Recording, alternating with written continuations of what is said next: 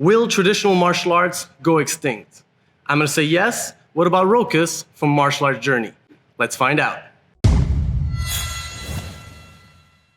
Hi, Patrick Fulop here at Effective Martial Arts HQ, and super excited today, guys. We have a special guest. This is our first ever video collaboration, and I thought who better to invite first on our channel than my counterpart from another art, Mr. Rokas Leonavičius.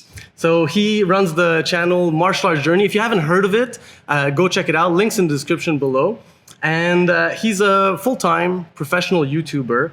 His main channel, first channel, Martial Arts Journey, is right now, at the time of this recording, at 142,000 subscribers.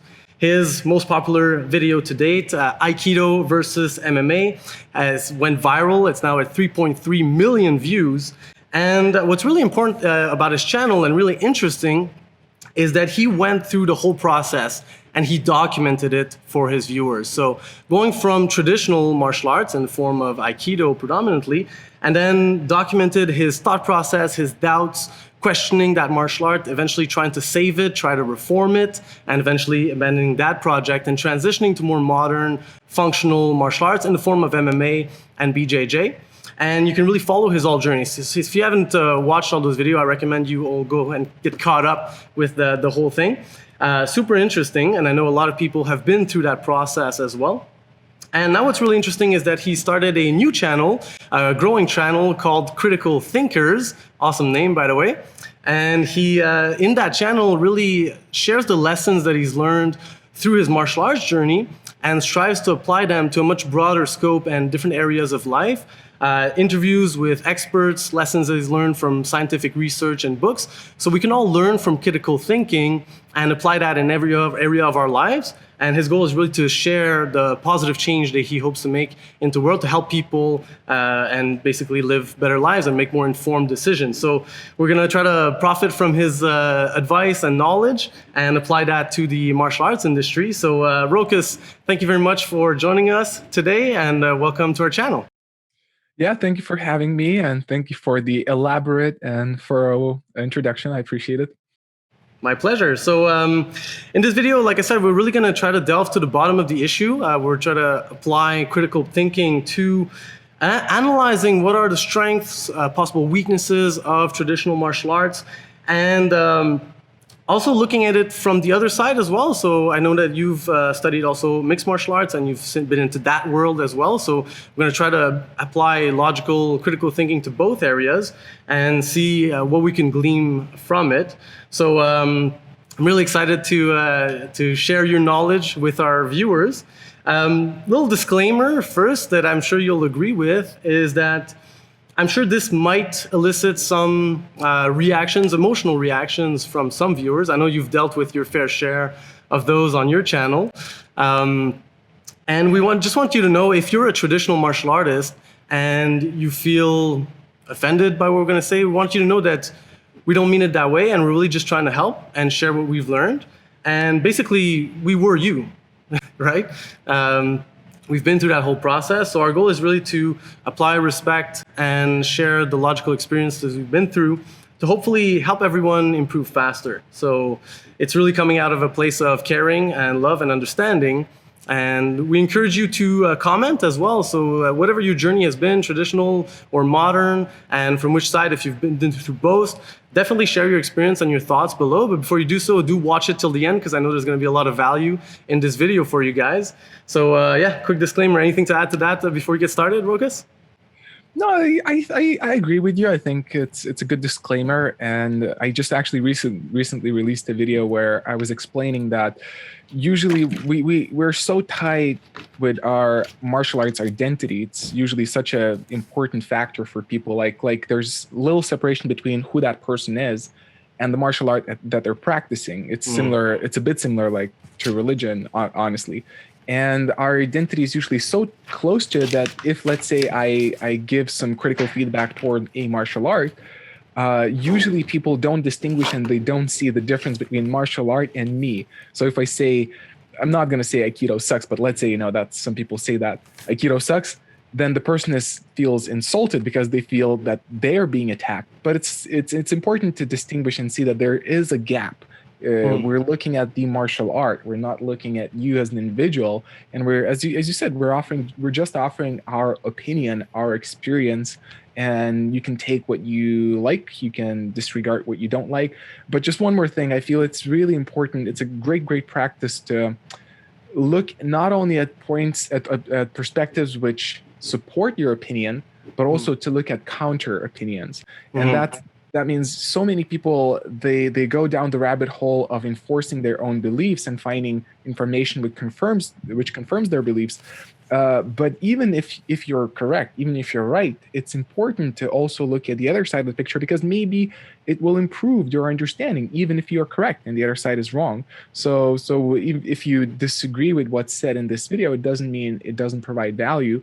And I think even if you feel like, okay, this may be something which may trigger me, that's for the better. It's a process. It's a process of discovering better arguments, better perspectives. So I think it's going to be great. Awesome. I love it. And yeah, you've talked about this in a recent video. Let's just riff on that. And why do you think that's the case, that people identify with their opinions so much and their beliefs? Where does that come from?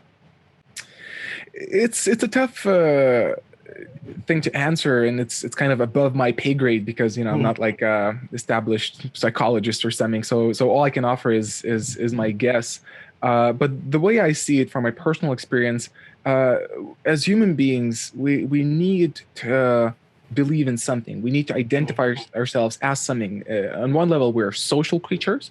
We are bound to want to connect with others, and one way we figure out who we are, which is kind of like one of the processes which is happening through adolescence especially, but also as we age, we figure who we are by comparing ourselves with others. And then we want to be a part of a tribe. We want to be a part of a movement. And the more we identify ourselves with some subject, with some practice, the more we feel like, okay, I have a purpose, I have a sense of direction, I have a sense of community. These are all what I believe inherent needs of a human being. That we pretty much need that one way or another. And martial arts is just one of those ways where you can get that, because it is a community. It is a set of beliefs. It is a set of, it's kind of a lifestyle to many. And you can just kind of dabble in martial arts, just, come once in a week, do some pad work, and you're done. But to many people, it's quote unquote, in a good way, it's their religion. It's their, it's their way of identifying and understanding who they are. So kind of the short answer would be, I feel we inherently need to associate ourselves with something, and martial arts is just one of those things. Makes sense. And knowing that it's such a profound need for human beings to believe in something and associate with people socially and be in a group, how can one guard against that, basically? How can we counter those effects and to keep a more objective and logical mind and keep more critical thinking, facing those intrinsic needs that we all have? Yeah, so again, a good question. And one thing which I think is important to note here, and it's something I discovered through recent studies of critical thinking. One of the scientists who promotes critical thinking pointed out that as soon as you make a conclusion, your brain kind of locks it in, and he knows the neurological science behind it. Again, that's not my field, so I won't be able to explain you the details, but I think we can all agree and see that there is some truth in that we're in the beginning, we're in a process of discovering, figuring things out, and then we come to a conclusion like, okay, you know what? Aikido is the best, or Wing Chun is the best, or karate is the best, MMA is the best. We come to that conclusion, and then that conclusion becomes a solid idea in our mind.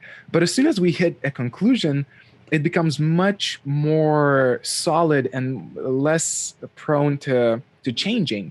And we're kind of doing it without understanding that we kind of do a disservice to ourselves by making conclusions and getting stuck with them.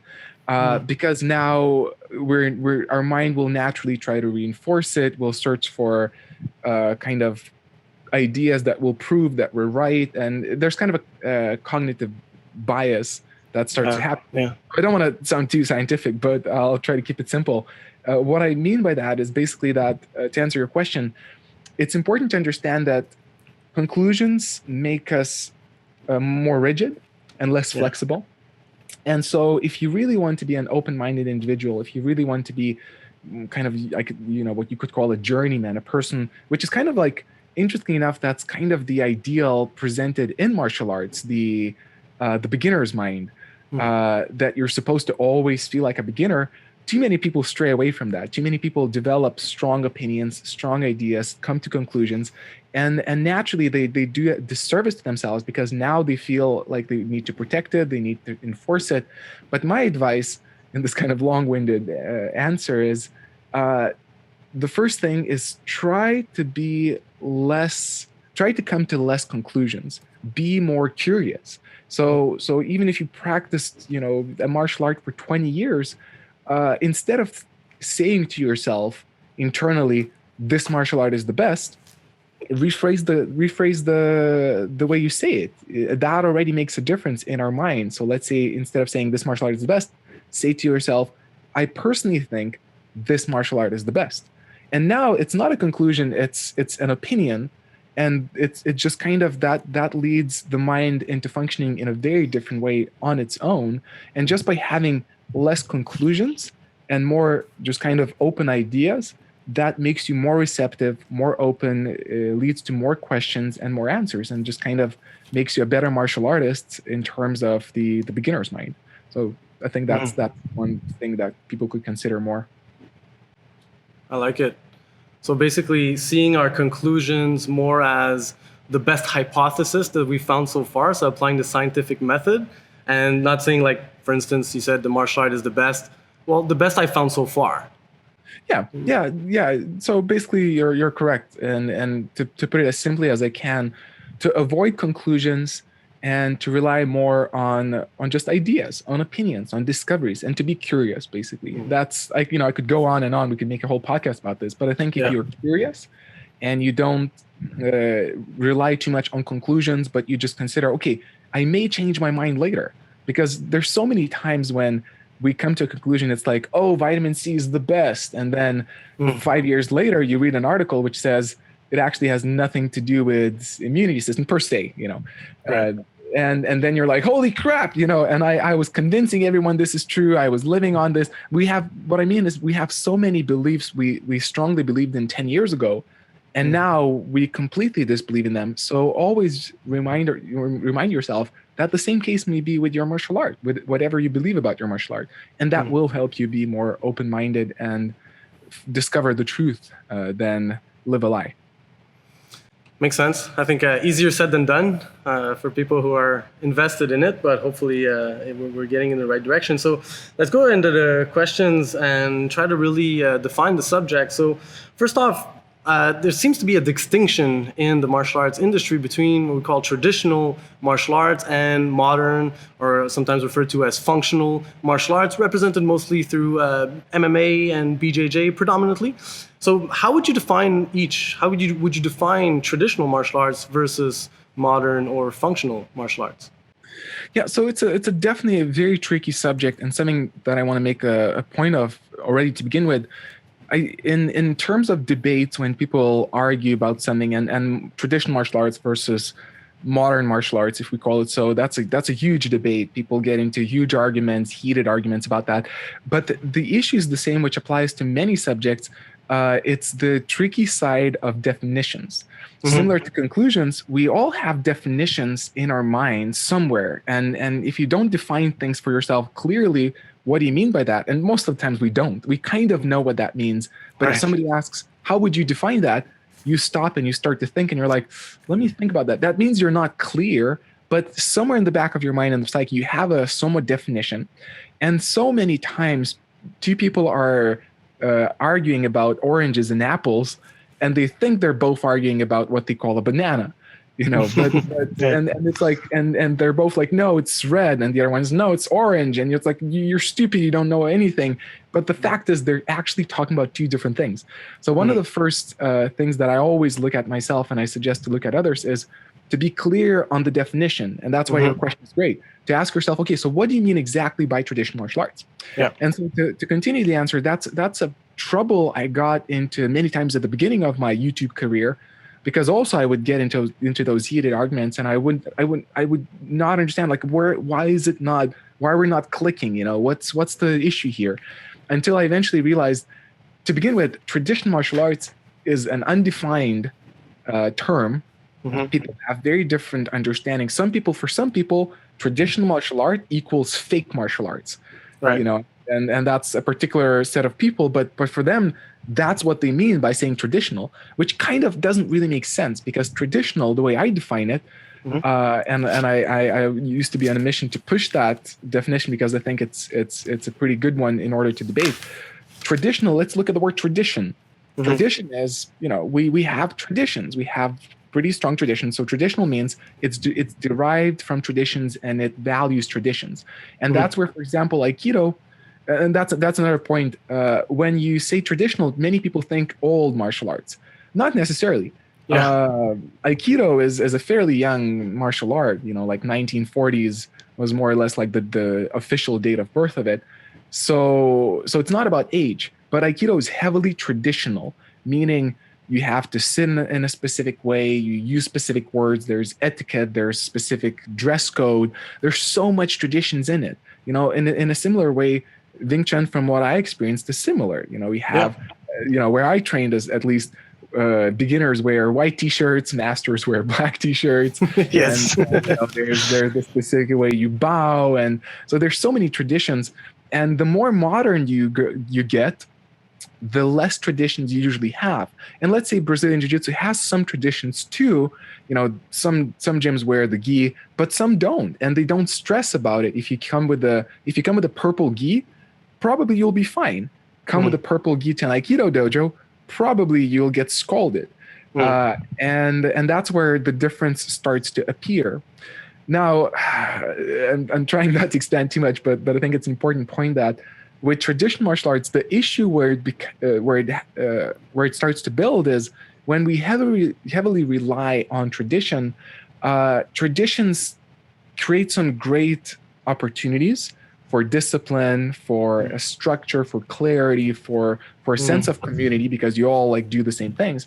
But it also creates some limitations where if you're really strictly following traditions, and that's where the difference usually is between, let's say, if we compare traditional martial arts with modern martial arts, is that modern martial arts per se are more usually focused on functionality.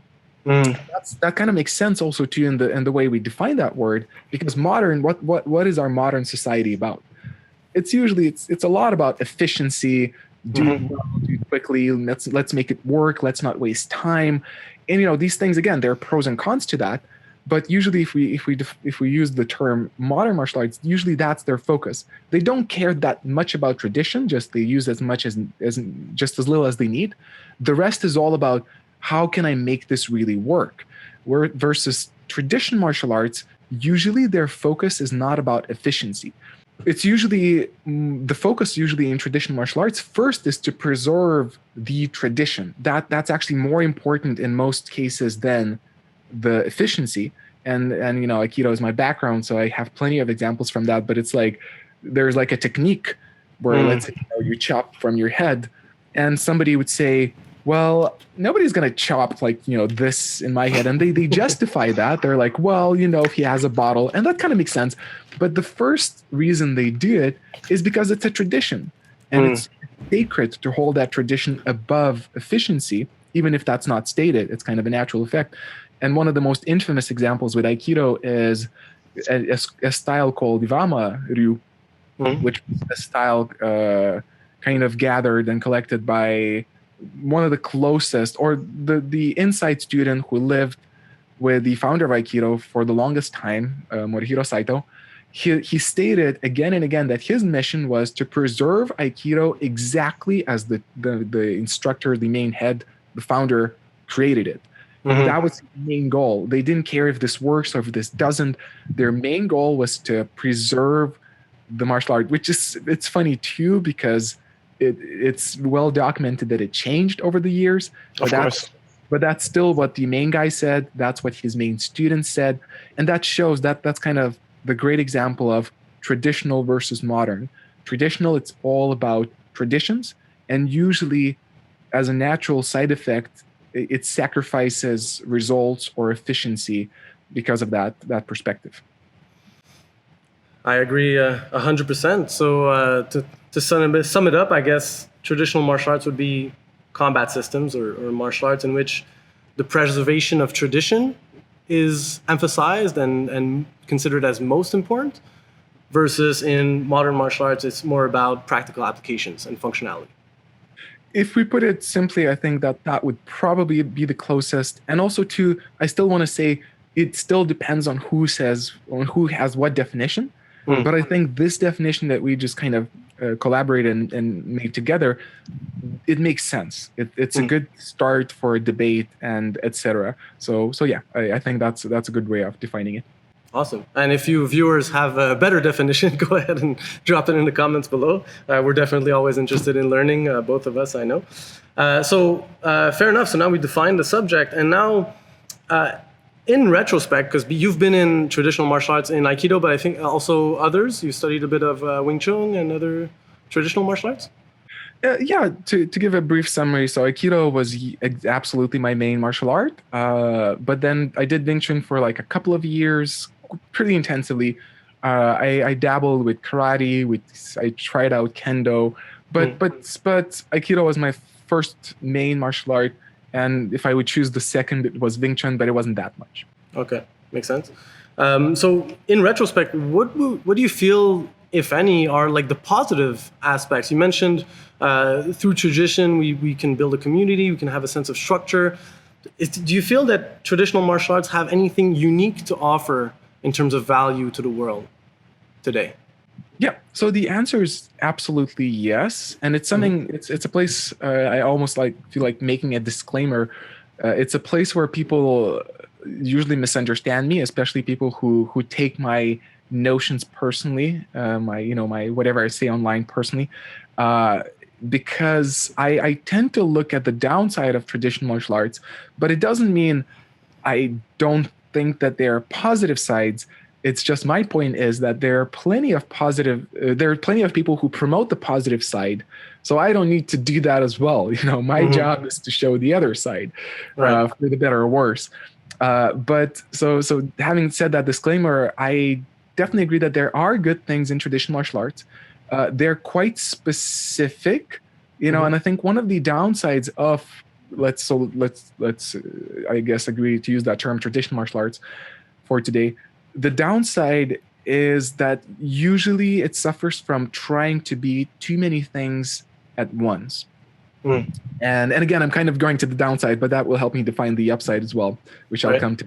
But with the kind of the way I term this, I say jack of all trades, master of none challenge issue. Because if you look at modern martial arts, especially those who are really popular, so BJJ is absolutely on a rise, super popular, it's blowing up. It's quite simple to define what it is and what it isn't. And sometimes BJJ suffers also from trying to bite a bit too much by saying, it's entirely a self-defense practice, which I don't think it is. There are some things lacking. It's another subject, but it's usually like, BJJ people will say we're really good on the ground. We're really good at choking people out on the ground and breaking bones. And that's it. They don't say, oh, we are a spiritual path and we are a health practice. It's kind of happens naturally. And some people remark on that. They're like, oh, actually, you know what? BJJ helped me overcome depression. But it doesn't, I don't see, ads popping up all the time like, oh, do BJJ and overcome depression. Do BJJ for self-defense. It's usually just primarily it's just do BJJ, grapple on the ground and the rest will follow. With traditional martial arts, especially Aikido is guilty of that, in my opinion. It tries to be so many things. It's a weapon system, it's swords, it's staffs, it's knives, it's traditional Japanese martial art, it's kind of a samurai way, it's a lifestyle, it's a philosophy, it's a spiritual martial arts, it's a movement of meditation. Just so many claims that it makes, and it's absolutely impossible to be good at everything. Like if you take Kendo, they're all about swords, and they have plenty to do. And Aikido, that's only a single element in it. And so I think many traditional martial arts have that issue. So, okay, again, sorry, it's my mind that I always go to. Positives, in short. Positives, yes. But having said that, I think there are definitely very specific great aspects that traditional martial arts can offer. I mentioned kind of them before. So traditions, they're nice. There are people who love Japanese traditions, Chinese traditions, kind of the Eastern culture. They want to get in touch with that, which I think why Kendo is a good example of that. You know, people who love the Japanese culture, they go there, they get to dress up like a samurai, they get to play with swords, and it's awesome. It's the good thing is Kendo doesn't promote itself as something else usually. But so again, when the limitations are set, it can be a great practice to get to know Eastern traditions, to learn discipline, because usually traditional martial arts are very disciplined. It can be a great vehicle for community, to meet people who also like these things and who also have similar beliefs. And we all need community, and traditional martial arts can offer that. It can be a health practice. I mean, any movement is better than no movement. True. I think also too, you need to be clear on what's healthy and not. And sometimes, again, traditional martial arts are guilty of making people do things which are not healthy. So, for example, I'm sorry, my mind is like that. Yeah, I know, but that's going to be the next question. We're going to go into detail on the possible pitfalls. But yeah, I like the energy. Let's keep it going. So for example, knees turned inside in Wing Chun. So you're the expert. So you tell me. From what I can see, that's not good to add weight, in that position. But it's like if you kind of turn your feet, the biomechanical alignment is not entirely wrong, but there's just no practical application to that whatsoever. So you said the discipline, community, for sure. I like the aspect of tradition. I think that's like feeling a connection to one's past or one's cultural heritage. I think there's value in that, possibly. And that's, I think, probably one of the only things that traditional martial arts can offer that any other discipline or martial arts cannot. Like if it's traditional, obviously you won't discover that tradition by other means. But that's something that I personally have grappling with that idea. And is there intrinsic value in tradition for the sake of tradition? Should we always, should we value traditions for being traditional? Like, is it a positive thing in and of itself? Or should it be constantly reevaluated? And is it, in some cases, important to drop traditions entirely? I think it really depends on the goal, on the predefined goal, which is, again, that's where the struggle is. If my goal is to teach tradition and self-defense and et cetera, usually you'll get in your own way. But if we're looking at the power of tradition, I think it can be great. I don't think there's a huge enough audience that traditional martial arts want. I think not enough people are interested to specifically pursue tradition, and maybe that's one of the reasons why it tries to be more than that. But I think there is a niche for that, and I think there can be something beautiful, to do these kung fu movements representing different animals. It's cool, like going to a Shaolin show, which I once did go to, where they throw needles, whatever that has to do with martial arts, but they throw needles and break glass. It's impressive, or it's entertaining, to say the least. But it's kind of cool, and it's like yoga. I used to be a yoga instructor, and one of the things I would emphasize when I constantly ask myself, what's the value of yoga, and what am I pitching to my students, so they would have a clear vision as well, and that really helps do your thing. And one of my answers was, I said, it's so awesome when you see something, some crazy movement, some crazy yoga movement, and you're like, oh my God, I'm never gonna be able to do that. And one day you do it, and you're like, holy crap, And then I think traditional, it's also too debatable.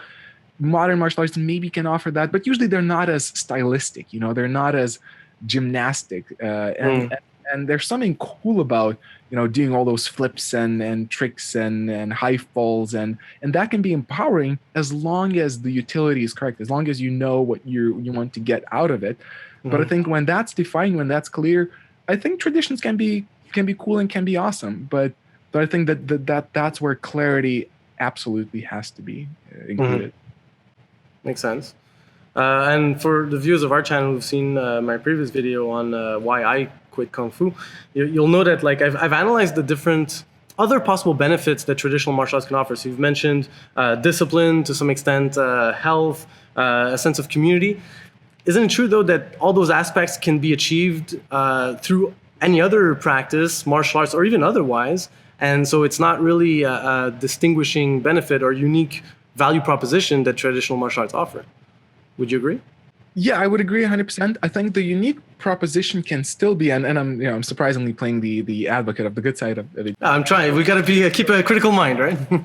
Due to your good questions, I think. So you pointed out pretty much yourself that, if I'm, let's say, studying Kung Fu, that will definitely get me at least somewhat closer to Chinese traditions or that heritage which comes from the whole long history of Kung Fu. Obviously, there's responsibility for the instructor to present it well, but having said that, you're not going to get that in other martial arts which are not Chinese based or other martial arts which are not Japanese based. So it's it's a very niche type of value proposition, but it's there. It's unique, and I think that could be valued. And each martial art can potentially have some unique twist to it. So as I said, like many of the Kung Fu styles, I didn't practice them, so correct me if I'm wrong, but if we're looking at those stylistic ones, kind of the Shaolin and Animal and Drunk Guys Kung Fu, they're very unique in their choreography, for the better or worse. But if you take that as a choreography,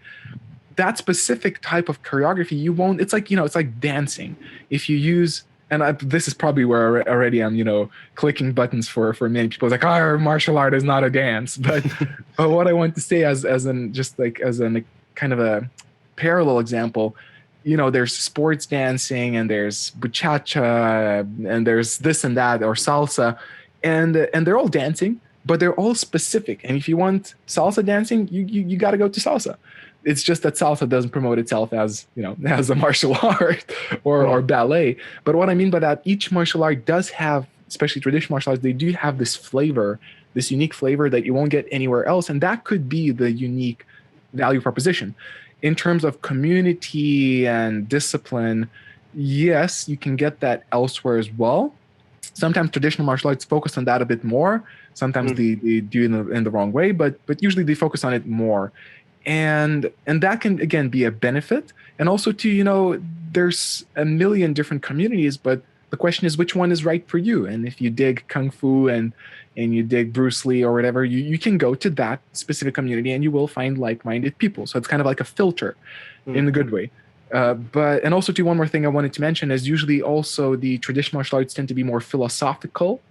They tend to be more specific about the value system. Again, it leads to various downsides, which, as you said, we'll talk.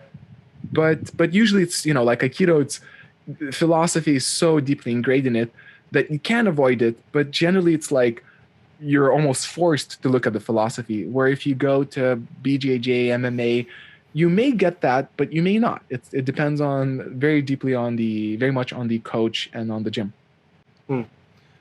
Yeah, and I think definitely, in theory, the philosophy of traditional martial arts is interesting. You've mentioned that on your channel, that like one of your missions is to rediscover the philosophy of Aikido, but like actually apply it, not get derailed into it and use it for your own benefit or develop logical fallacies because of it, but like actually embody it and apply it for real, right?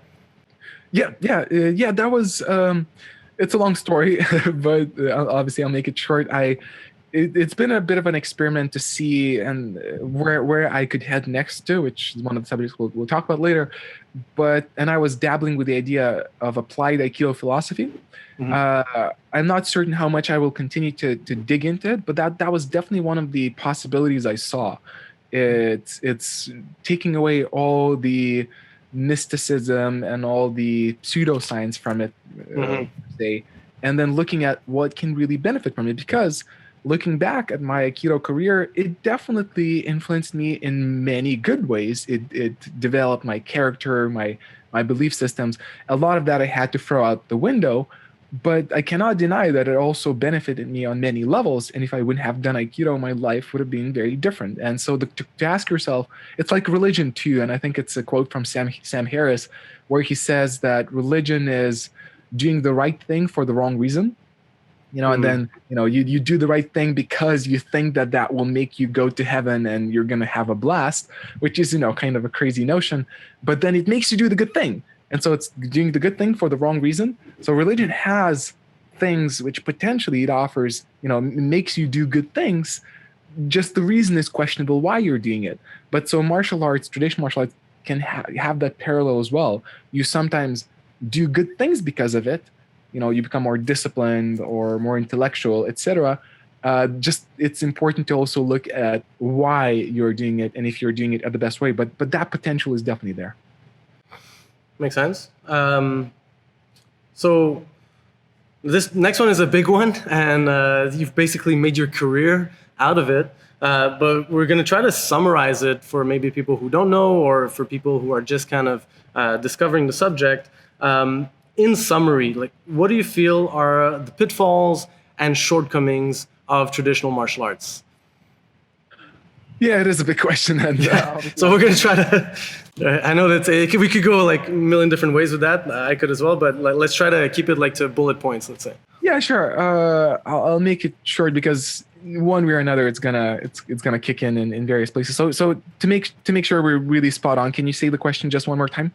All right. So in summary, what do you feel are the main pitfalls and or shortcomings of traditional martial arts? So I think I kind of specified in a way the major points, and I'll just revise them and clarify. So one is the jack of all trades, master of none issue. Mm-hmm. Is that I perceive that traditional martial arts usually they try to buy too much. They try to present themselves as everything, and they don't have a clear, honest definition of where they start and where they end. Usually they're like, oh, you're going to get everything and self-defense and philosophy and this and this and that.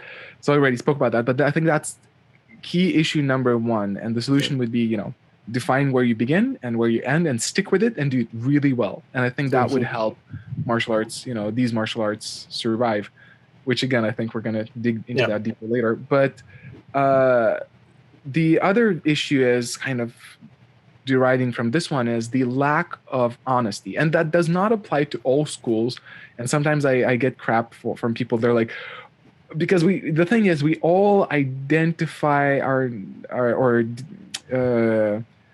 kind of define our knowledge based on our personal experience. Usually the right way is to also grab and collect data from outside of your experience, but usually people are like, I go to my school, my sensei is honest, that means all senseis are honest in this particular style. And that's not the case.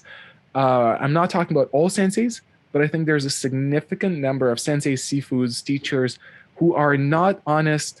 Usually I think undeliberately. They don't even understand that. But I think there's a lack of honesty, clarity and honesty. And again, so one part is the limitations of your martial art. But also that questioning and defining what the person is going to get exactly, of saying, you know what, we are not the best self-defense system, and that's not the point. Like if you go to boxing, they won't tell you, and you're going to say, oh, you suck because you don't have kicks. They're going to be like, they're not going to get exalted, and they're going to say like, are you stupid or what? Like, we're boxing. We're exceptionally good at striking people in the head and, body. This is not where you're going to get kicks. That doesn't mean we're bad. But I think traditional martial arts struggle with that, because if you come in, you're like, what about if the guy has a AK-47? They're like, oh, we're going to do this technique. And what about a grenade? Oh, we're going to do this. They're not like, oh, sorry, this is not our area of expertise. This is not where you're going to go.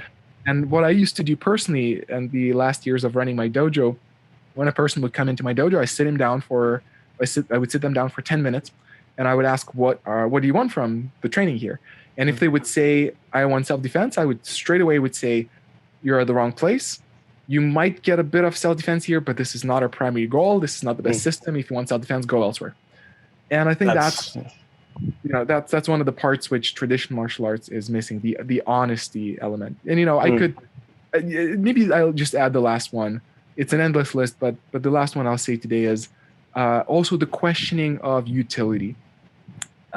There's you kind of mentioned that yourself too, but there's such a strong blind belief in traditions and the belief that things are already done the best way, that sometimes there's no questioning of what about how could we really make it applicable to modern times, to modern people. Like what do people really want that we can offer in the best way possible? And too many times it's kind of pushing the square peg into the round hole, of no, you need to do exactly what we tell you, instead of looking for, okay, well, how can we make small shifts which make sense? And I used to do that in my dojo all the time. I would ask myself, why am I asking people, let's say in Aikido, you sit in a row at the beginning of the class based on hierarchy. And for some people that would be like, what? Like they would come in and I would feel bad. I would tell them, oh, you need to sit on the left side of the line, kind of because you suck. Well, go over there. Right. You're a loser. Sit there. And some people dig that, for crazy reasons. But that's that's crazy. And most Aikido people, they don't question that. They're like, why do we do it? Well, actually, because my sensei did so, or because Japanese do it. But I asked, why do I do it? And my answer would be, and I would tell that to people. I would say the best utility. This is a tradition. Aikido is based on Confucianism partly. And so that's part of the tradition which we respect. But the way you can see that in a functional way is you get to sit at the end and you get to glimpse in the front and see, oh, that's the top guy, that's the number 2 guy. Those are the people I can rely on, and that's the way you can kind of get to know, okay. And it's not like a complete solution, but that's already like a utility where you're like, okay, I can get a sense of who I can trust or who I can ask questions to, and where am I kind of in the midst of all of this. But it's just a tool. It's not like if a new guy would sit at the front because he doesn't know, I would say like, yeah, sit here, whatever, we bow, and then the next time I tell him, this is just a thing, don't worry about it too much, but we do this that way. But in most Aikido dojos, if a new guy sits at the front, he's going to be like, what the fuck are you doing? Back to the line, you just insulted us. And you're like, people get offended by it, and it's like, dude, the guy didn't know. Like, relax. So I could go on, but I think you get the gist of it. Yeah, absolutely. So I think traditional thinking, and I think traditional thinking could be akin to a lack of innovation and questioning and trying to improve upon methods, techniques. And I think what that ultimately leads to, and you've documented that as well, is an ineffectiveness of actual techniques. Whereas they claim that these techniques are effective, they work for self-defense, they work for hand-to-hand combat, that's most often not actually the case, because if you're not applying the scientific method and you're just repeating what the telephone game your instructor has told you, there's a very good chance that both the technique and the practice methodology just doesn't work. You won't build real skills, and I think you can attest to that, correct? Yeah, absolutely. And again, that's there's many different reasons for why that happens, but one of them, which we touched upon, is that devotion to preserving techniques and not questioning the methods and not being clear about the goal. Because if your sole goal would be to have an efficient method of self-defense, there's a lot of questioning you should do, and you should always ask, so why do we specifically do this way? And too many times there's what I call justification versus explanation.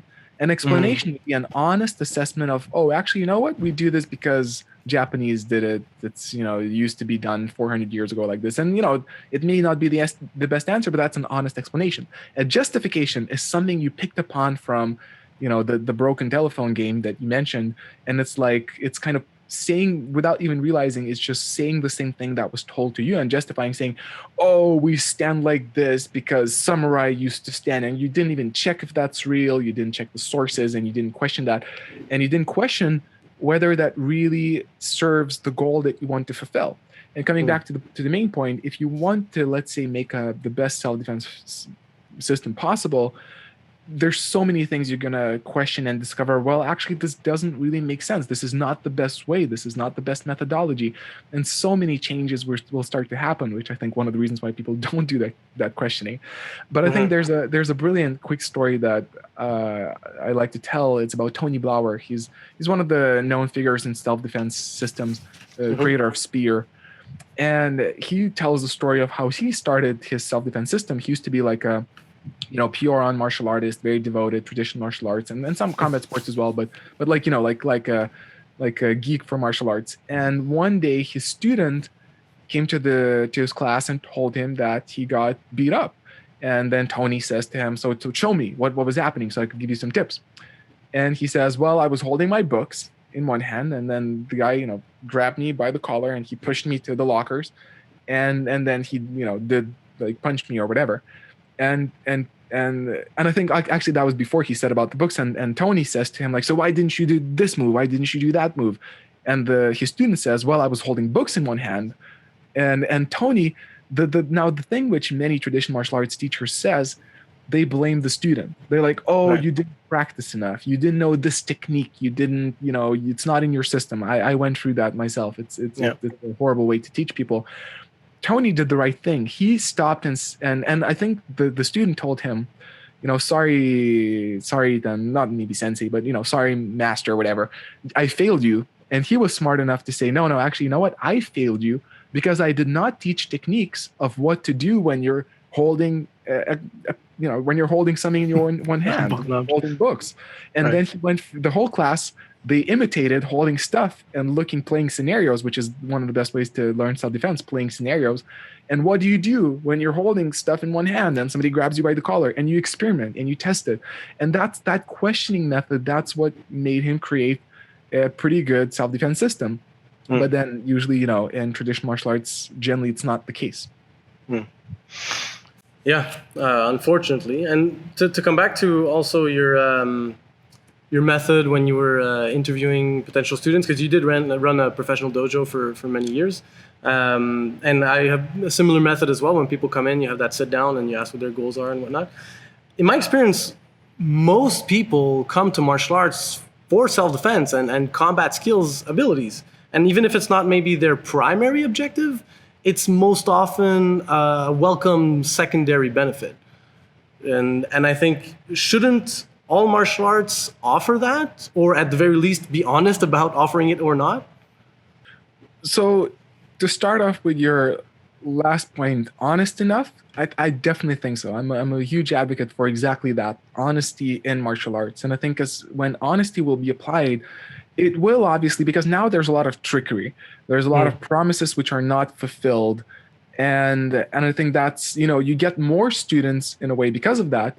But also you lose more students and you lose your reputation. But I think, probably a lot of schools do that because they're afraid that if we won't say that we offer self-defense, we're already struggling with our student base, but we're going to struggle even more. But then again, you get, there's Kendo, there's Tai Chi, and I'm not in those inner circles, so I don't have enough data, but they have their own movement, they have their own student base, and they don't, as far as I can see, I mean, there's combat styles of Tai Chi, and I think there's probably some crazy people who are like, oh, carry a sword everywhere, Kendo people.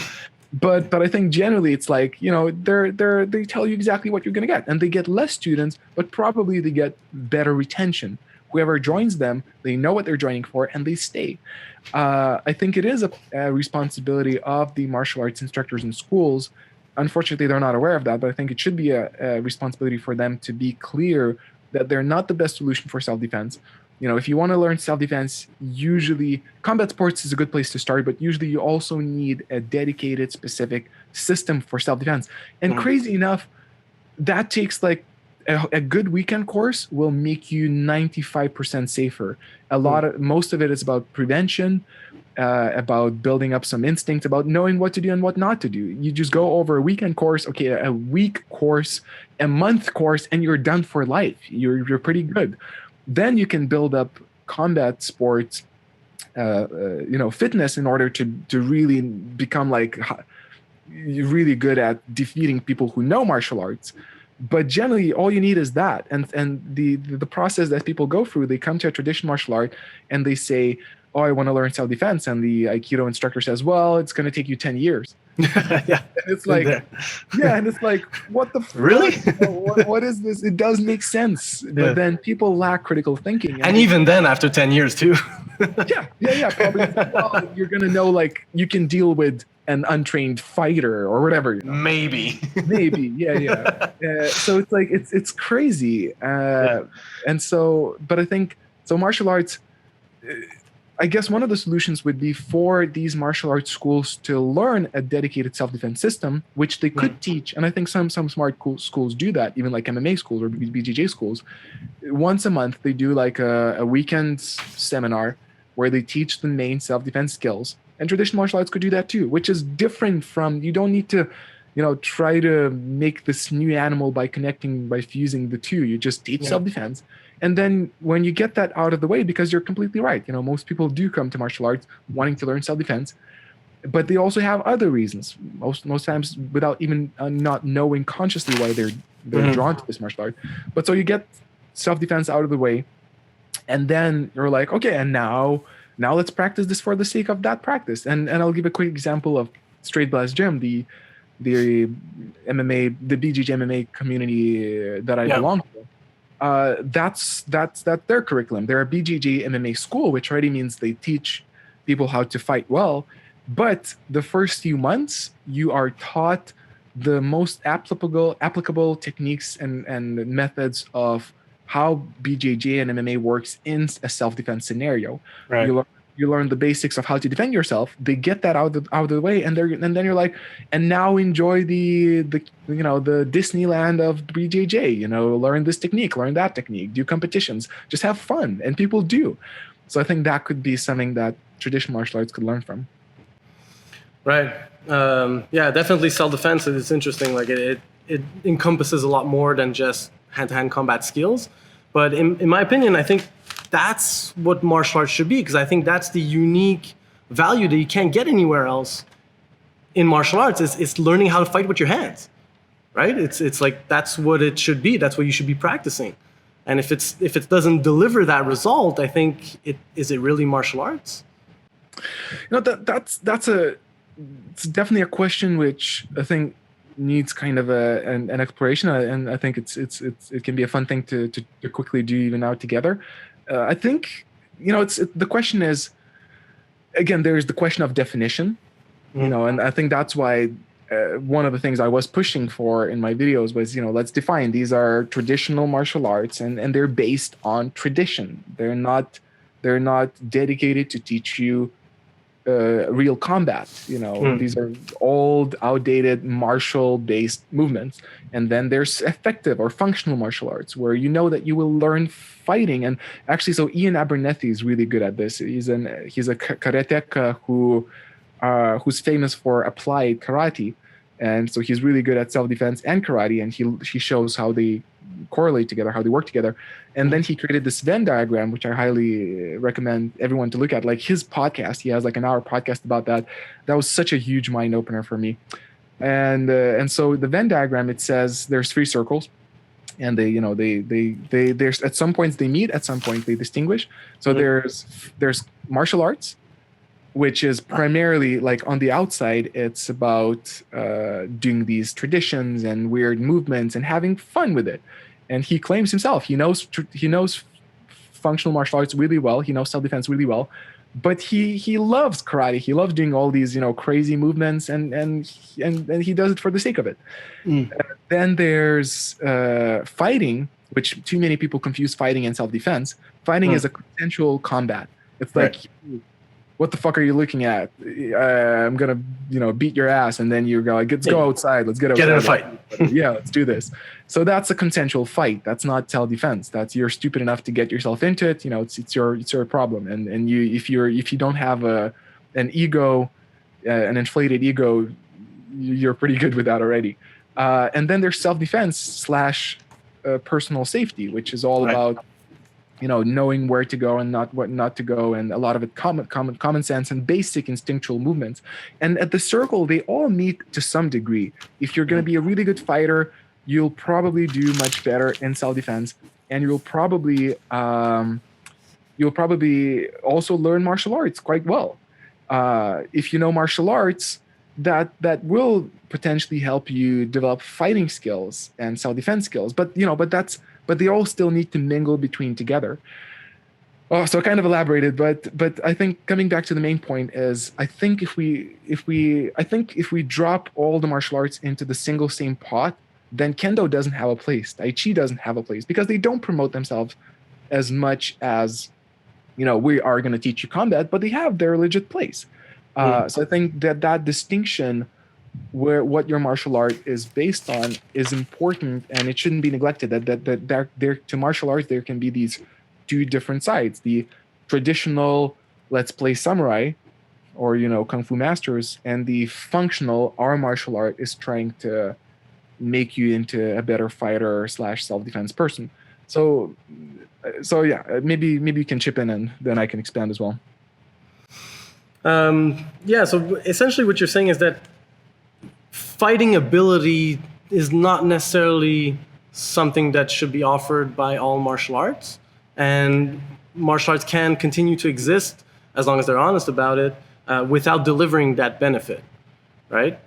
I would say so, because if we set ourselves up to think that all martial arts, by some means of standard, have to teach fighting and they have to teach self-defense. You can ask them for that as a side dish. You can put that responsibility on them, but even then, the question is that their primary goal, or if you have to do that to begin with? Because the thing is, and that's my personal conclusion. That's my personal observation through years of looking at the subject and talking to experts and experimenting. So you may disagree, or anyone else can disagree, but my observation is that if you try to make a traditional martial art functional, it will end up looking like boxing, wrestling, and grappling. Yeah. Because whatever works, and as Matt Thornton, my friend and a person I also consider my mentor, he's like a huge figure in debunking fantasy-based martial arts. He coined the phrase fantasy-based martial arts. He says, he likes to say that there's no Chinese geometry or Chinese physics, or yeah, there's just science, right? Yeah, it's exactly whatever works. It's universal. Whatever works. Yeah. If you're going to make Chinese geography, probably you'll make something which doesn't work, just for the sake of it. And that's what happens with traditional martial arts and functional martial arts. They focus on what works, and in the end, physics are physics, human beings are human beings, anatomy is anatomy, and they tend to end up being the same things. Like all grappling systems will have similarities, all striking systems will have similarities. Because, like Thai boxing, the strikes are more or less the same. Just add elbows compared to boxing. Kicks are as well universal. So my point is, what works is universal. And if you try to throw traditional martial arts into the same basket, probably you won't. There's nothing going to be left. If your sole goal is to make it functional, you're going to end up doing, functional martial arts, and so why reinvent the bicycle? Instead, I think it's smarter to look at what's the unique value proposition that we can give, and preserve those traditions, preserve those cool aspects which you're not going to get anywhere else, but be clear that you're something else. You're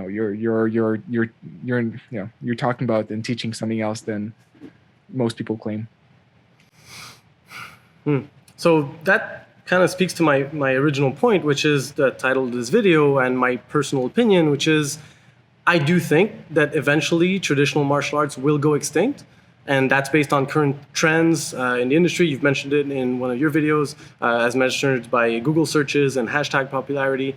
And the general trend in the industry is that because people actually want to learn how to fight, most people, when they're doing martial arts, and there is basically general principles and techniques that work the most, practice methodologies that are effective.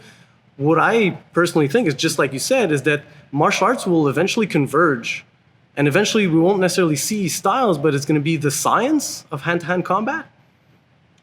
So do you think that could happen? Do you think there's always going to... So the question of this video, will traditional martial arts go extinct eventually? So I'll take just one step back in what you said before you posed the question. So in terms of, that universal science, I think it already exists in terms of combat sports, in terms of fighting, not self-defense. So in terms of combat sports, it's mixed martial arts, it's MMA. MMA, in a way, you could argue, and I think that argument would be true, that MMA does not exist as a beast, as its own animal. Right. MMA is exactly what the name states. It's mixed martial arts. But what's the mix? The mix is of the most effective things which work in all martial arts.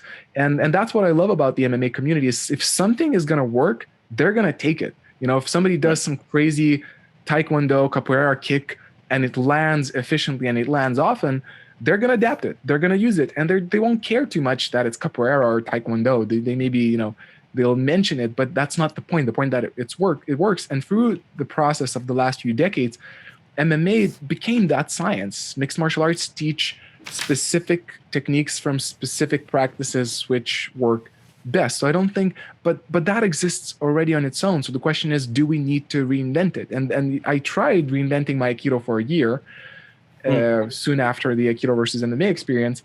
And soon, truth is very important for me. Honesty is very important for me. Integrity is very important for me.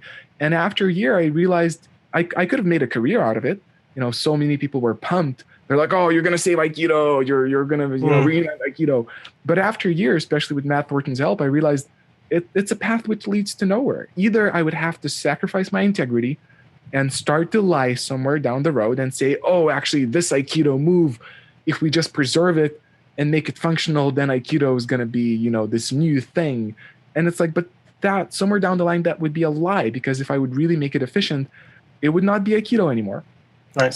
So eventually I came to a conclusion that it doesn't make sense for me to reinvent. And it's like, why try to make a bicycle into a car?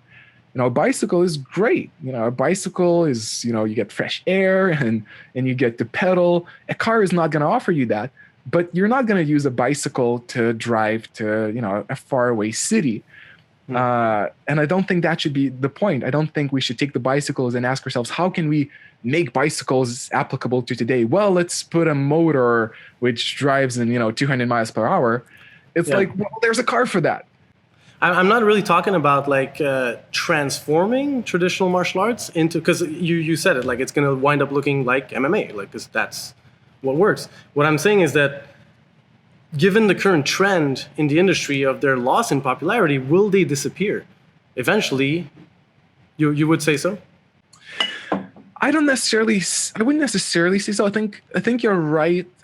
And I basically agree with you that the direction is heading towards there, that there is a decline in popularity.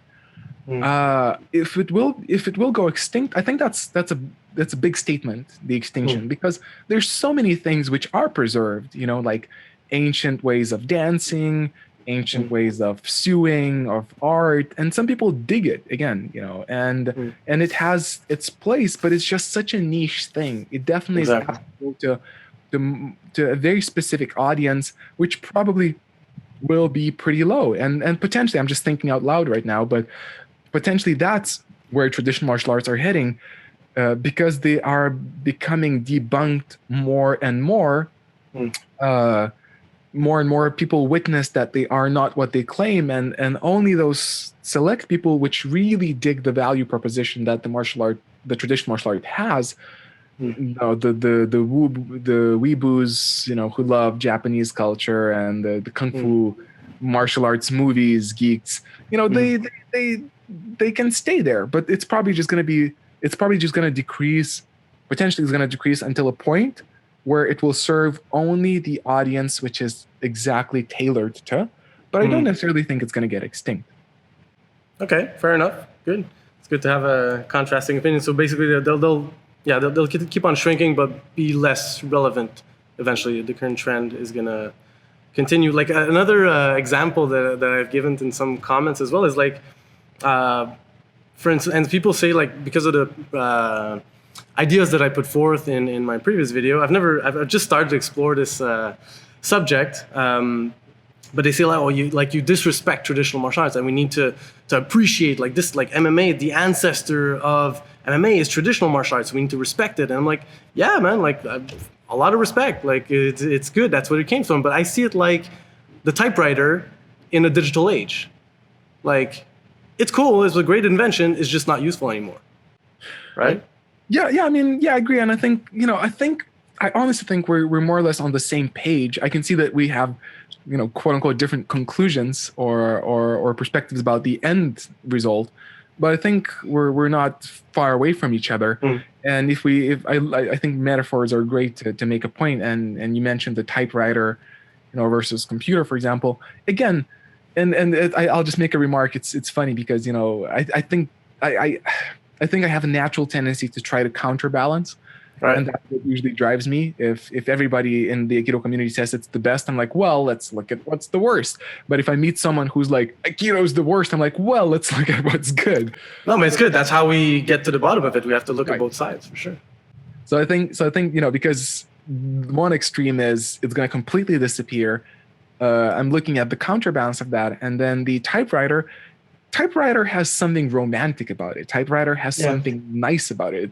I bet there are a share of writers who take the typewriter and they write that and they love it. Probably it's a very low number, and they should not go about and make a claim, oh, typewriters, they're better than computers for everyone. It's a niche thing, but then if you're looking for efficiency, the typewriter should not be your choice, and the typewriter should not promote itself as that choice. Right. So I think that's the main thing. Yeah, and then so that's for like combat methods that are suboptimal. But there's also that other category of martial arts that are completely ludicrous, like the no-touch knockout stuff.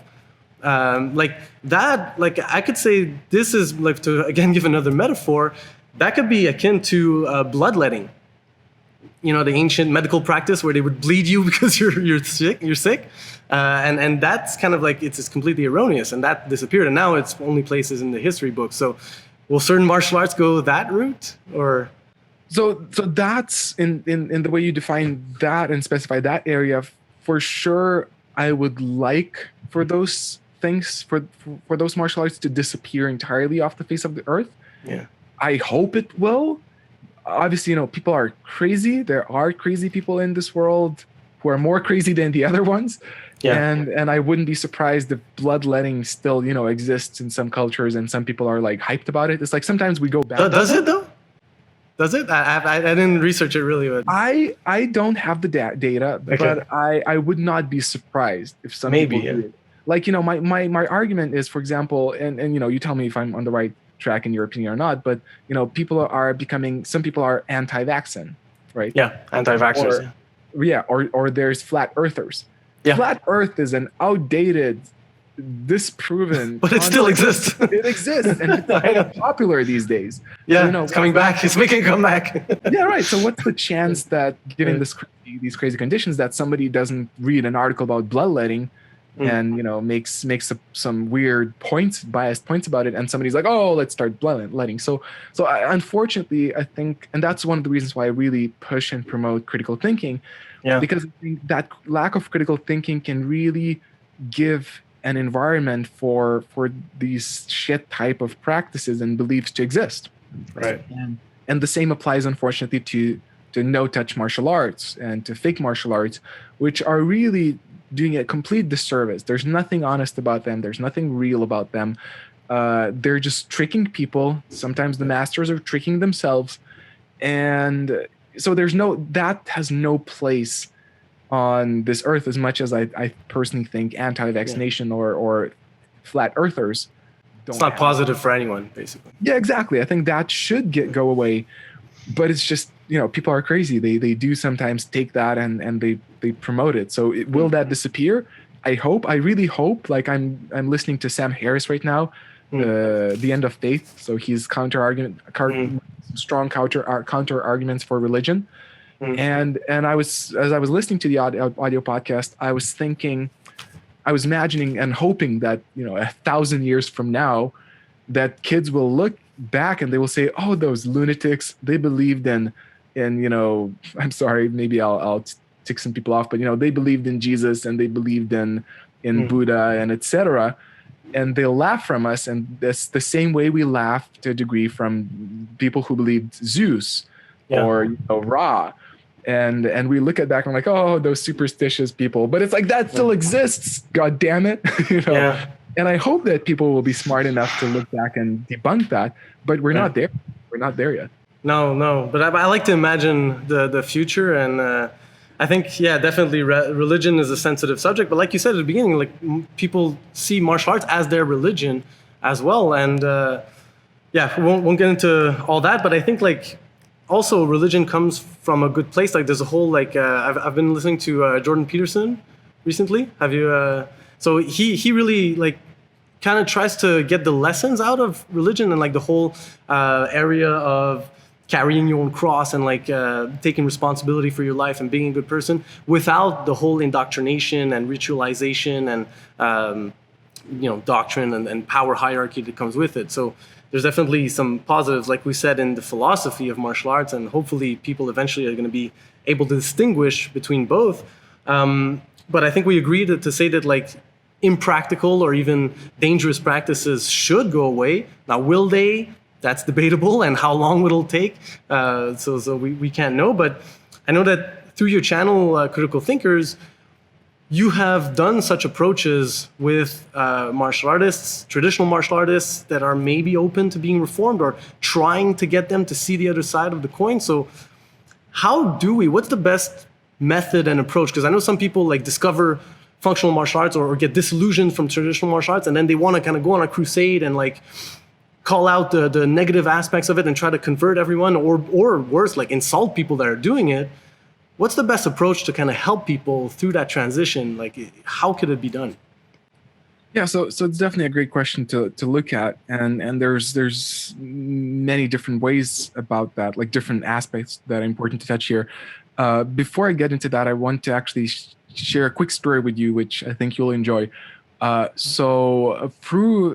been working on spreading the message about critical thinking in martial arts for the past few years, and so it reached a lot of people, and one of the most satisfying moments I've had through that career were some emails or messages I would get specifically from people who would tell me that, Rokas, I used to hate you.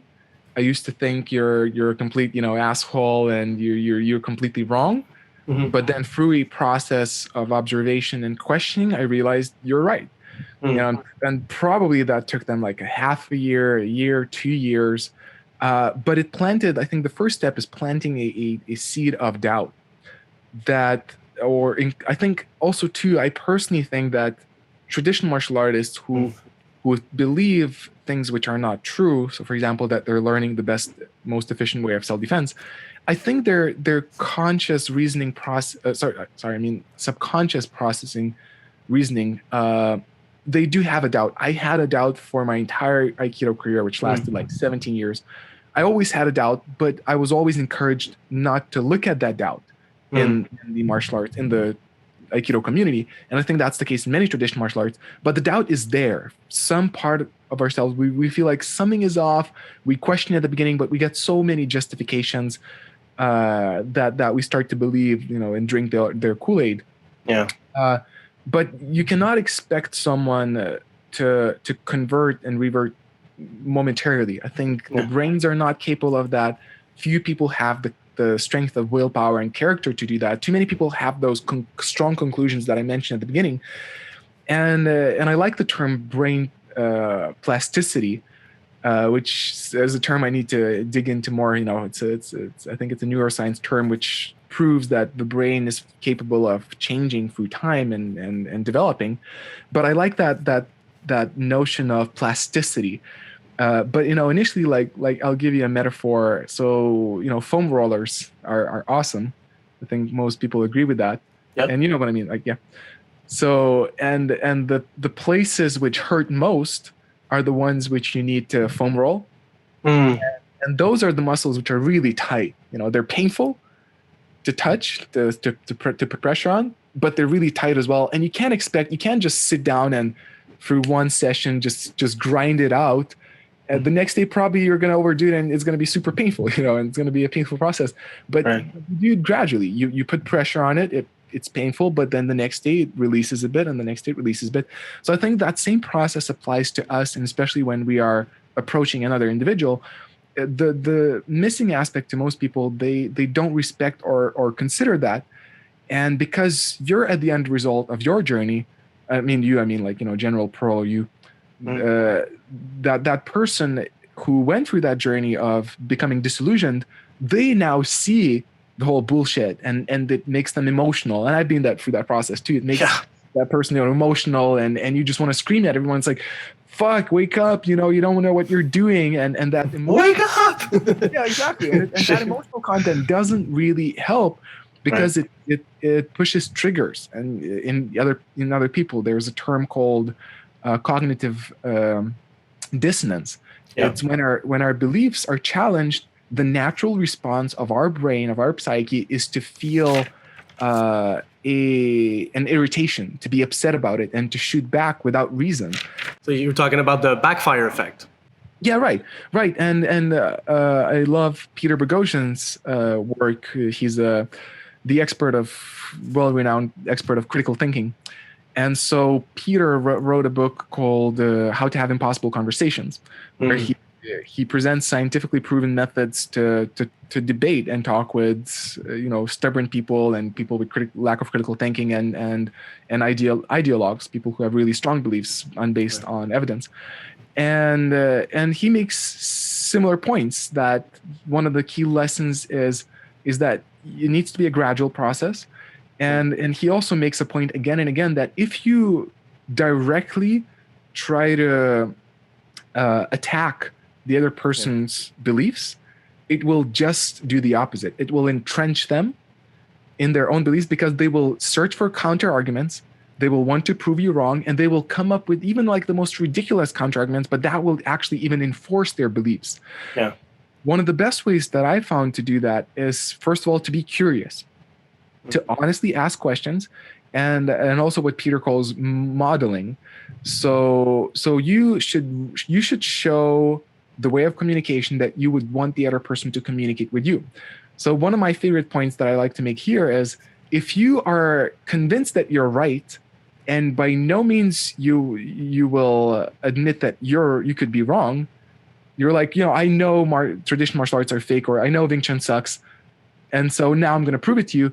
You're actually not that different from the person who's like, I know Wing Chun is the best. I know, it's like you're both stuck in your beliefs. But the better way is to say, you know what, I see so many evidence to point out that Wing Chun works. That Wing Chun does not work, for example. But then I come with an approach, you know what, but maybe I'm wrong. It's highly unlikely, but maybe I'm wrong. So let's debate. So tell me, explain to me, why do you think that works? But I ask honestly, I don't attack. That brings up a process of reasoning in the other person. And through that process, they may discover arguments which will actually debunk what they're saying. That may actually elevate the doubt which they may have already. And through that suggestion of reasoning, they may discover their own unjust conclusions. And I could go more deeper into this. And promotion time, I actually feel in my Critical Thinkers channel about that. But the final point I want to make here on my tangent is that whenever you plant a seed of doubt, so whenever the person stops and thinks for 10 or 15 seconds, you ask, but you ask like with complete honesty and sincerity, open to be proven wrong. Let's say you ask, so what makes you believe, what's your evidence that Wing Chun works? So you probably need a deeper, better question, which will come out naturally. But let's say that question makes the person think, because they never actually thought about evidence, and they stop and like, well, actually, and they think about it. That's already like a sign that you can actually stop.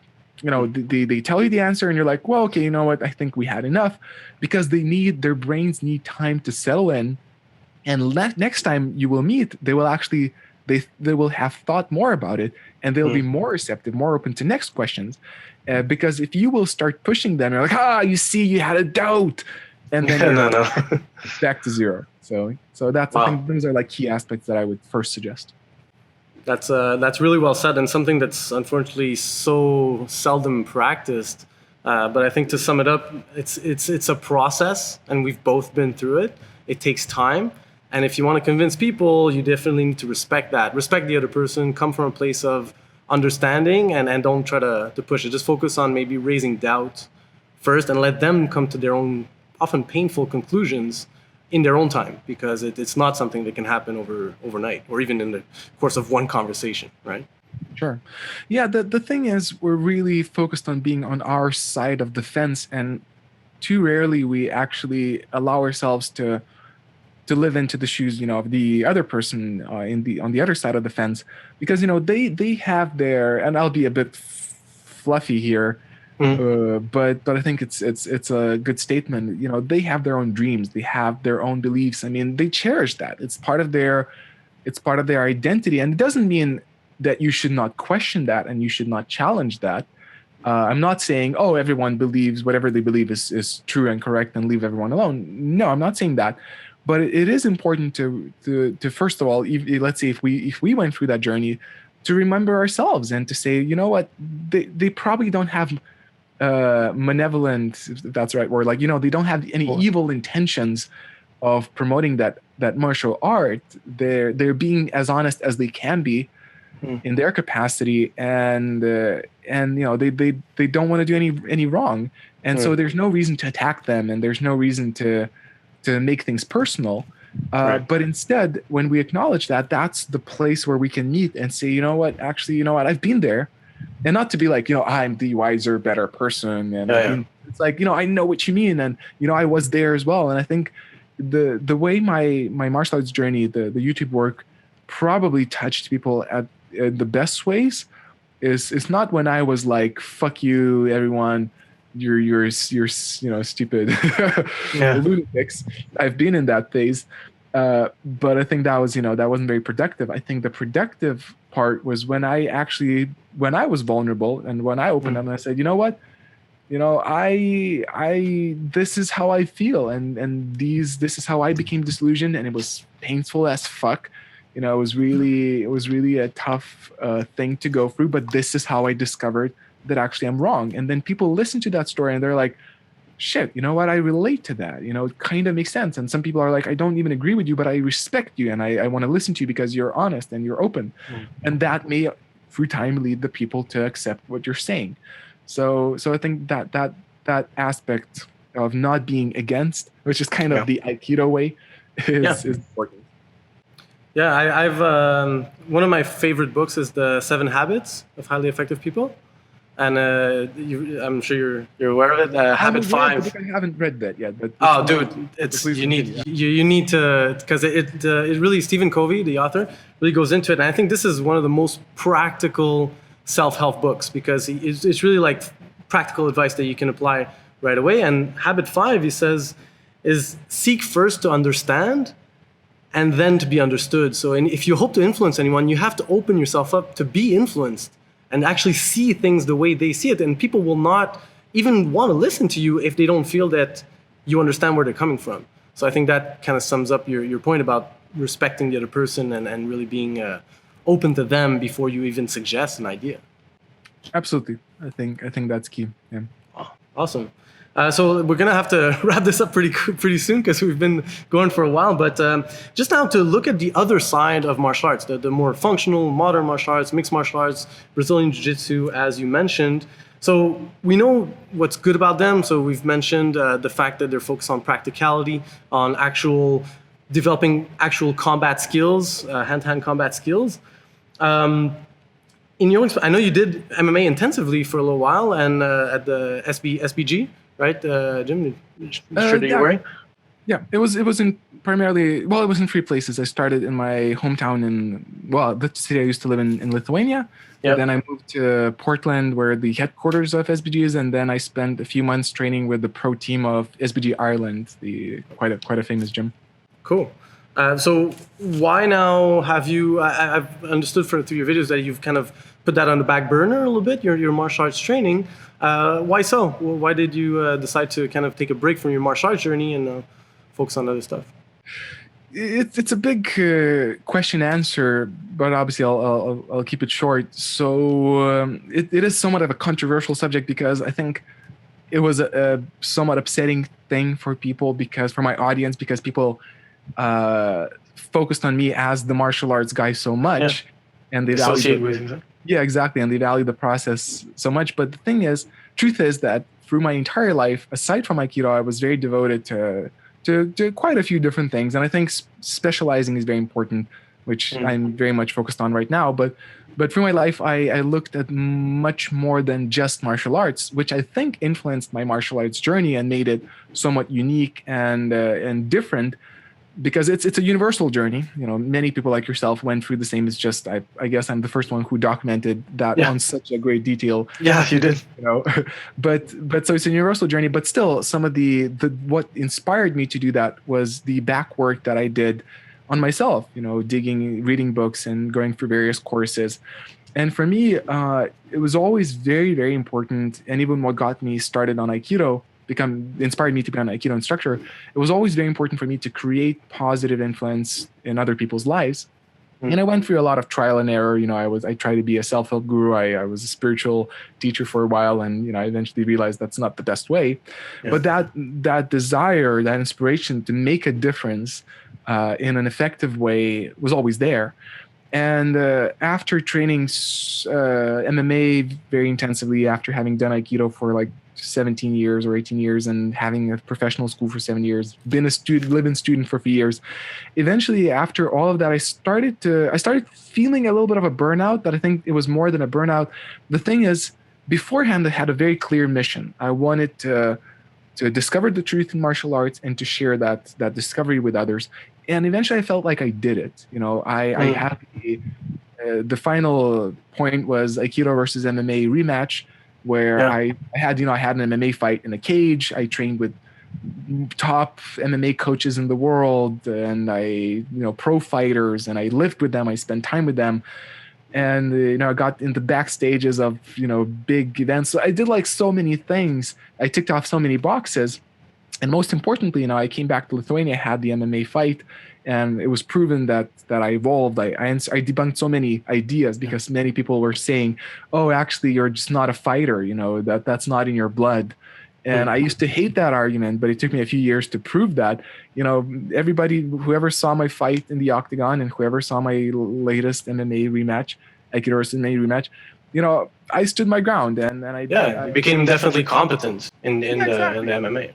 Yeah, exactly. And so it shows, it debunks so many counter arguments that people tried to make, like, poor arguments, but then I now have proof. And I realized, I said so many things, I've proven so many points, and I'm still open to have those debates like this interview. And sometimes I'm bound to make some vlogs and talk about stuff about martial arts, but I feel like I did what I came to do in martial arts. And naturally, so that means my attention shifted, because I started to reach a limitation in my work where I cannot, with martial arts, I can reach only a certain amount of people. Right. Basically, like, there's some people who watch my martial arts journey who don't do martial arts, and that was like that meant a lot to me. But usually, it's like, if somebody meets me and they're like, "Oh, so what's your channel about?" I'm like, "Martial arts." In most cases, that's the end of the talk, because they don't have any questions, they don't have any interest, and that's frustrating to me, because I'm like, I want my life to be more than that. I don't want to limit, and it's great to obviously have a niche, and I'm working on that too with critical thinkers. But I started to feel like it limits me. I'm interested in more things than just martial arts, and I realized through trial and error that critical thinking would benefit so many areas. And I used to be like a full professional yoga instructor. I used to be a spiritual teacher. I was that guy, and I know the ins and outs of it. I was in India. I was living in monasteries. There's so many things I did, which now I can look back and say, holy fuck, people, we need critical thinking here as well. And this is how I brought critical thinking in it. But that does not apply to martial arts journey. That does not apply to martial arts. I cannot keep pushing and saying, oh, let's talk about yoga in martial arts journey. Right. So that led me to re-put my focus to a different direction and ask myself, what do I really want to make now, and how can I make it best? And the answer was expanding from martial arts to a bit of a bigger area. That makes perfect sense, and I think it's a very noble mission. I think it's something that is sorely needed, as we discussed today in many areas, more critical thinking, so people can make more informed decisions, have less biases, and at least be aware of those biases. Just to wrap up the subject of martial arts, in your experience, though, in MMA and BJJ, what do you feel, if anything, is lacking? Like, is it a perfect system already, or just other things? We mentioned like the self-defense aspect needs to be taught, but even like just as a practice or a methodology, what, if anything, do you feel is lacking? What would you change in your experience? So I think a statement that no system is complete is a correct statement. And Right. anyone who tries to make a complete system, I think, is bound to fail or lie to themselves and to others somewhere down the road. I mentioned the importance of limitations and clarity, of recognizing this is where we begin and this is where we end. I think sometimes MMA is guilty. I think it's not a common event, but I think it's sometimes guilty of promoting itself as self-defense as well. And don't get me wrong, yes, if you know MMA, you probably will kick the ass of so many people. But that does not actually teach you. Basically, you become good at what you train or what you practice. And MMA does not have weapons. MMA does not have multiple attackers. MMA is basically primarily about a consensual fight. Or obviously, if somebody attacks you and you don't have an escape from that place, or you have to defend someone else, it will come down to a degree to fighting. Yep. So it does make you better at self-defense, but it doesn't usually cover the theoretical side of self-defense, which is extremely important. You know, the to-dos and not to-dos, which will make you, I like to say, it will make you 90% safer. The physical aspect is just 10%, the way I see it. De-escalation, personal safety, you've mentioned. But aside from that, is there anything else you feel can be improved in the whole experience of MMA or BJJ? Well, again, I like to make those disclaimers and say, you know, I'm not that deep into the game, so my opinion would be entirely valuable. But something I guess, observations from the top of my head, I guess, I think the culture could continue to improve. Like I feel I'm very lucky to be part of SBG, a great community, global community where it's really welcoming. It's really well designed for beginners, and not just beginners, but for people who are like, you know, soccer moms and people who are over 60 and 70. Like it's you know, I won't go into details because of the lack of time, but the idea is it's really well structured that anyone can come in and anyone can practice. And the old school way, which I think is still part of some BJJ/MMA culture, is, you know, you have to be a tough person to even get in. You know, there's like you get the hell beaten out of yourself in the first class, and if you survive, then you can join us. I think that's outdated and that should disappear. A much more intelligent system should be created, and I think many places are already working on that. They're good at that. I just don't think there's a universal standard yet. Yeah, I think that's where MMA/BJJ could improve. Makes perfect sense. So safety and acceptance of people taking where they're at, to make sure that everybody feels included and can progress at their own pace, because that's not always the case, unfortunately, right? Very much so. And I would also add methodology of teaching, because, you know, people have this misunderstanding sometimes. They think that the best fighter is the best fighting teacher, and that's not the case. The best fighter is not necessarily the best teacher.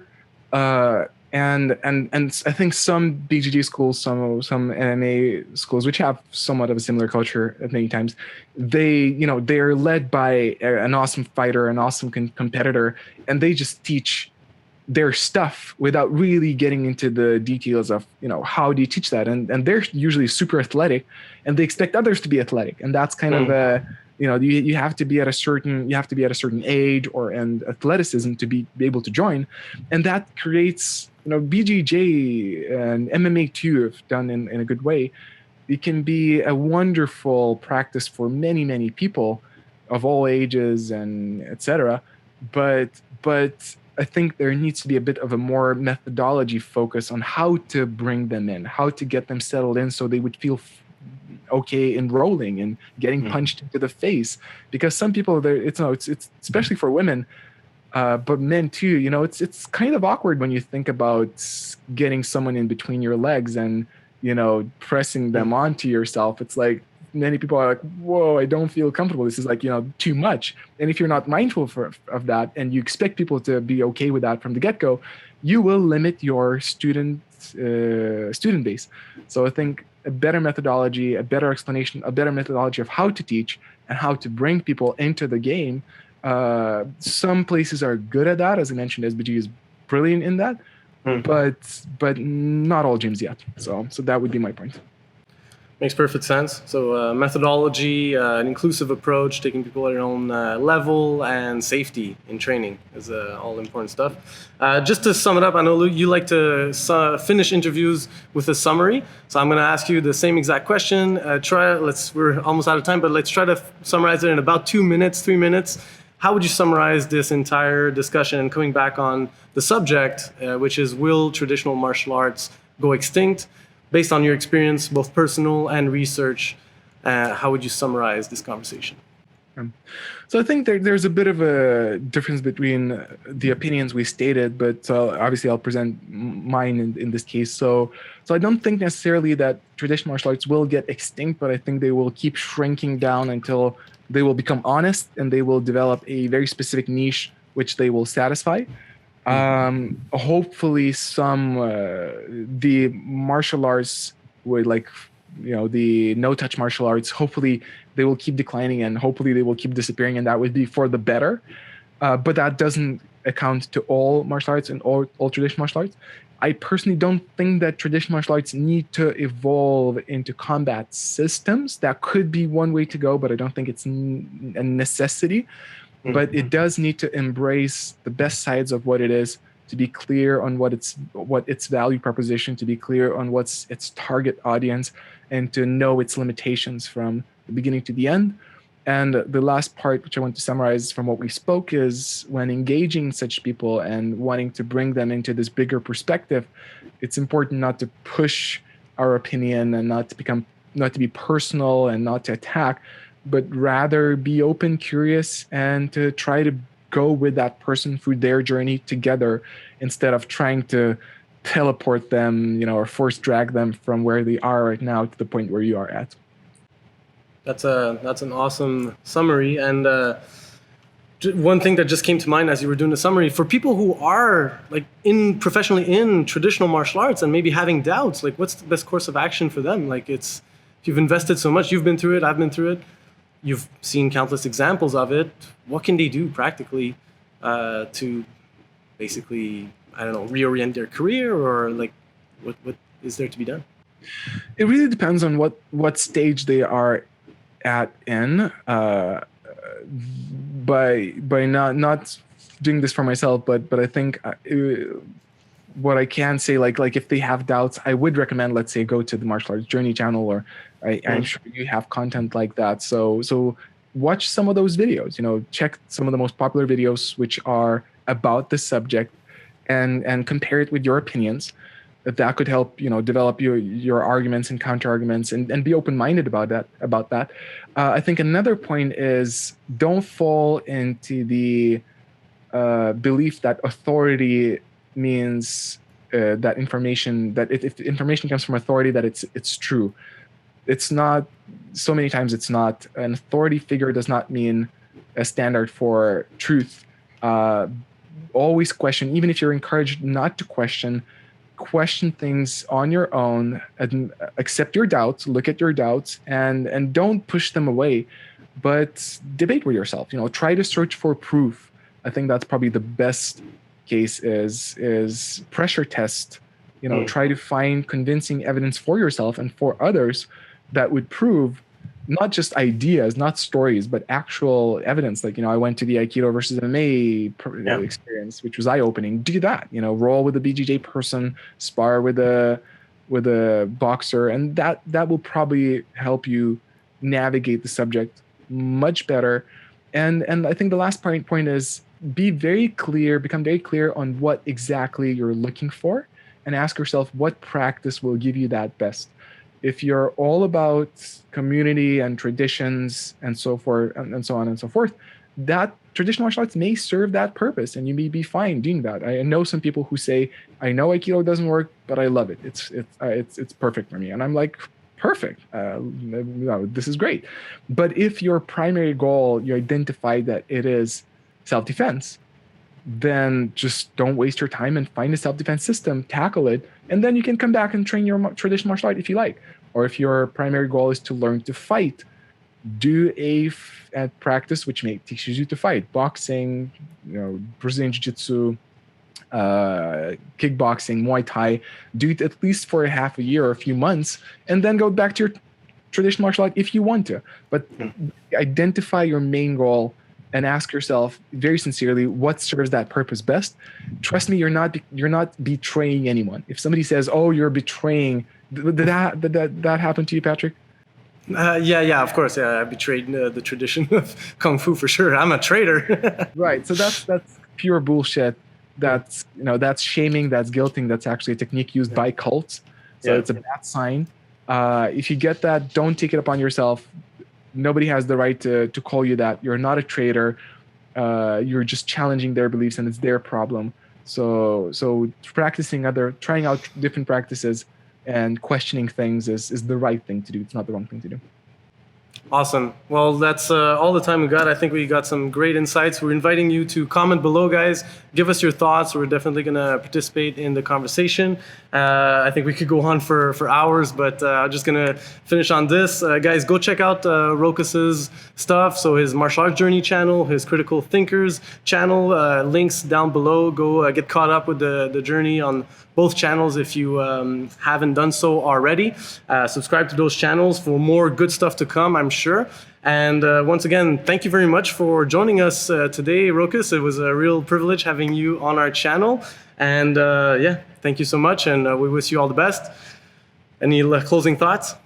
Yeah, so same thing. Thank you for having me. There were great questions. So I appreciate, we did this. And also just congratulations to you. It's already been like, it's a funny notion that I didn't have a chance to say, is that you started your teaching career 2012, you said. That's when I opened my Aikido school. So it seems like, we were kind of going foot to foot. But I always from both sides of the world. Right. And I like to always commend and praise people who became disillusioned and embraced it, and you're continuing to go with that. So yeah, just congratulations to you for doing that. It takes guts, character, and so I'm glad you're doing that. And I'm kind of passing on the torch. I said my martial arts things and stuff, but I have a feeling you may be very good at keeping that fire going. So it's really awesome. Awesome. Well, thank you very much for those kind words. And guys, thank you very much for watching. Once again, go check out Rokas' stuff. Signing off, Patrick Phillip here at Effective Martial Arts HQ. Thank you very much for watching. Practice well.